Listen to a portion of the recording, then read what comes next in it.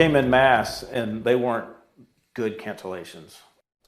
First at 11, as the peak summer season comes to an end, the Myrtle Beach Area Chamber of Commerce says vacationers from Canada were down about 35%.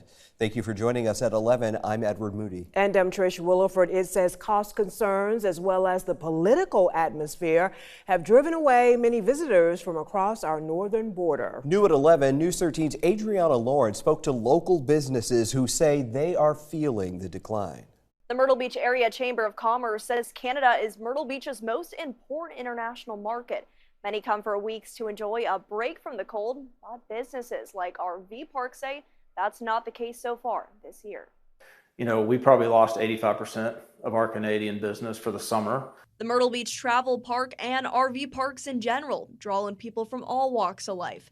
General Manager Travis Thompson says Canadians usually make up about 25% of their reservations during July, and most stay for 14 to 21 days. But in May, he says 85% of their Canadian reservations canceled, and it was an unsettling time. They came in mass, and they weren't good cancellations. He says there was a common theme behind why many Canadians said they had to cancel. The Canadian dollar, and you know, that has shifted tremendously with what's going on. I know their health insurance is different up there, and so that's had an effect on how long they can be out of the country. And to be honest, some were just scared, and I'm not sure what they were scared of in general. Christian Peterson owns Nellie's Pizza and a Canadian himself, offering Canadian cuisine. Peterson says he typically sees more Canadian visitors during their March break and summer months, usually a couple times a week.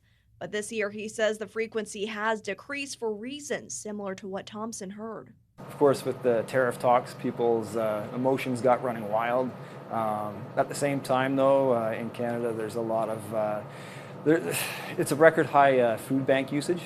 Housing prices are through the roof, so people are, to begin with, there's a lot of underlying problems where people are, trying to get ahead and having a hard time doing that.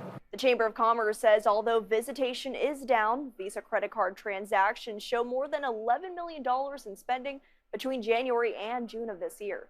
Thompson says he's hopeful visitation will pick back up in the winter and fall. In the newsroom, Adriana Lawrence, News 13.